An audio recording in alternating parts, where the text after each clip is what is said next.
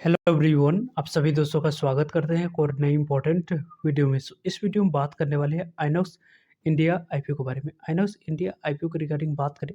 तो जिस तरीके की जैसे न्यूज़ और अपडेट आपको आते हुए देखने को मिल रही है, उसके according final grey market premium की किस तरीके से कैसी चाल रही है, साथ साथ यहाँ पे का कुछ आगे की रणनीति होनी चाहिए, किस तरीके से कैसे लिस्टिंग प्राइस होती है, तो वहाँ पे आप लोगों को बाइंग अपॉर्चुनिटी तलाश करनी चाहिए। इनके बारे में भी इस वीडियो में डिटेल्स में हम लोग बात करने वाले हैं।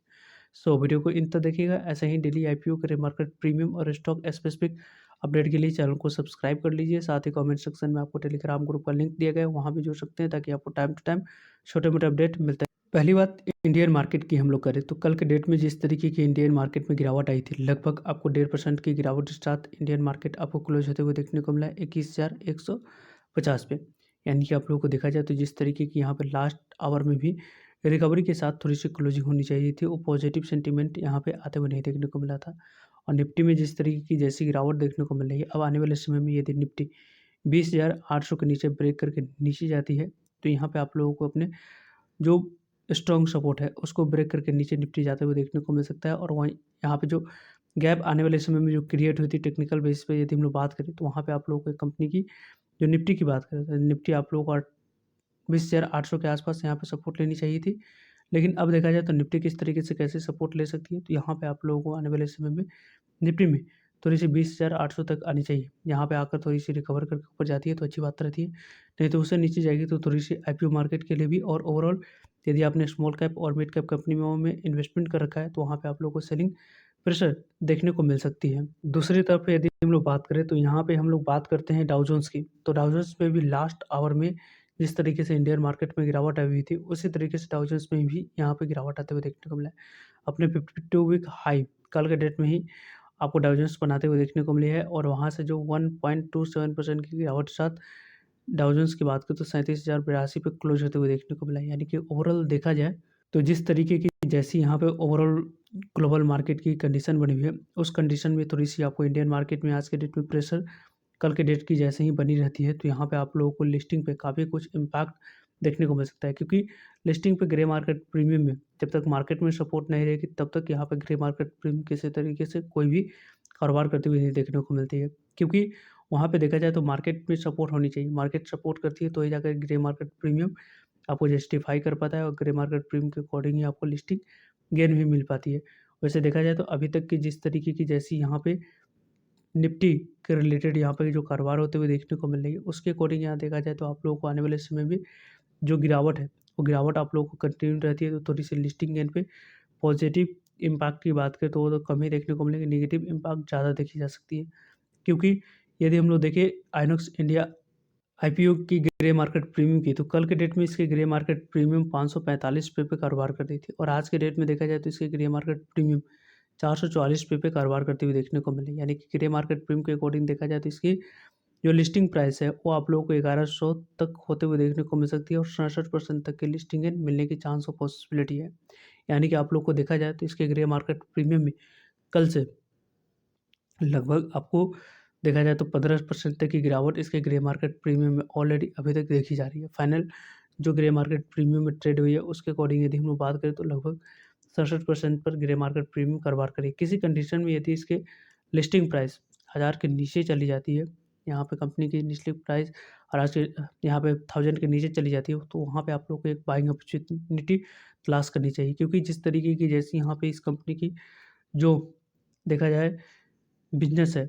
जो कंपनी मोनोपोली एन्जॉय कर रही है, इस तरीके की कंपनी में आप लोगों को जिस जो भी बाइंग अपॉर्चुनिटी मिल रही है, उसको ग्रैब करने की कोशिश करनी चाहिए। ओवरऑल देखा जाए तो यहाँ पे आप लोगों को ग्रे मार्केट प्रीमियम गिरावट आई है, उसको थोड़ी-सी आप लोगों को जस्टिफाई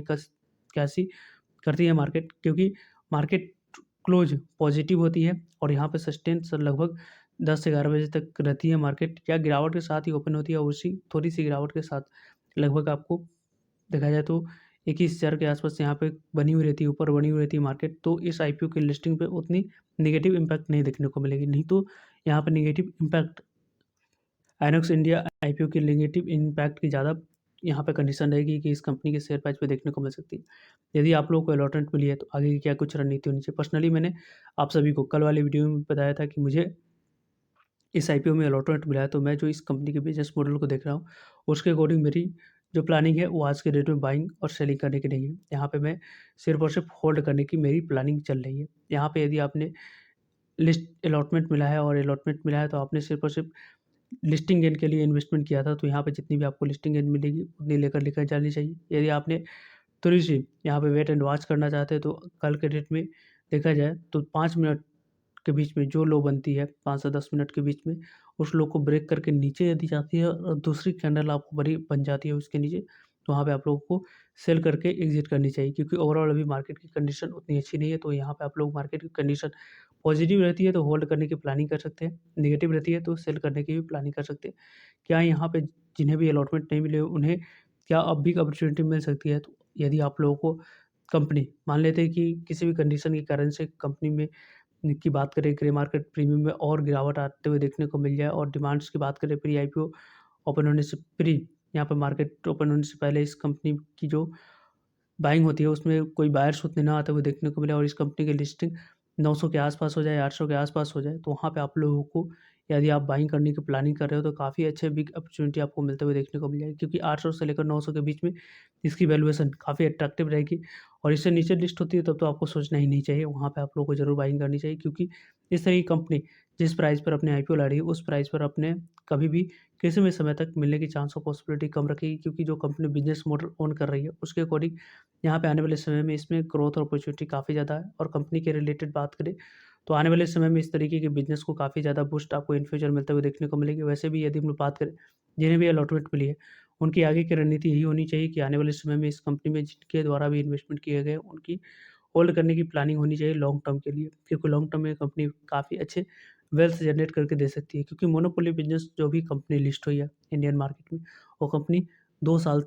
से लेकर 3 साल के बीच यदि वैल्यूएशन जस्टिफ़ाई करती है, कंपनी में लगातार ग्रोथ रहती है, तो कंपनियाँ आप लोगों को पैसे की बात करें तो काफ़ी ज़्यादा पैसे बनाकर देती हुई देखने को मिली है। तो यहाँ से भी उसी तरीके के पैसे बनने की पॉसिबिलिटी और चांस है। यहाँ पे आपकी क्या ओपिनियन है? पर्सनली मैंने आप लोगों को बताया कि मेरी क्या कुछ स्ट्रैटेजी रहती है, क्योंकि मेरा स्ट्रैटेजी रहता है कि यहाँ पे कुछ सेलिंग करने का, लेकिन यहाँ पे जो कंपनी की बिज़नेस मॉडल है और ये कंपनी मोनोपोली एन्जॉय करती है, इस कारण से मैं इस कंपनी के शेयर को होल्ड करने की प्लानिंग में हूँ। फर्दर लिस्टिंग के बाद जो भी लिस्टिंग डे स्ट्रैटेजी के बाद पोस्ट लिस्टिंग डे स्ट्रैटेजी वाली वीडियो होगी, वो आप लोगों को शाम तक इस चैनल पर मिल जाएगी। सो चैनल को सब्सक्राइब करके रखिएगा, और अभी तक आपने अपने डीमैट अकाउंट ओपन नहीं करवा रखे हैं तो कमेंट सेक्शन में इंडियाज़ के top brokerage firm Zerodha option का लिंक देगा, वहाँ से फ्री में आप डीमैट अकाउंट ओपन करवा सकते हो। आने वाली इस तरीके की बेहतरीन आईपीओ में अप्लाई करके आप अपने अलॉटमेंट चांस को बढ़ा सकते हो, देन लिस्टिंग का फ़ायदा उठा सकते हो। मिलता है एक नए इन्फॉर्मेटिव वीडियो में, तब तक के लिए जय हिंद, जय भारत।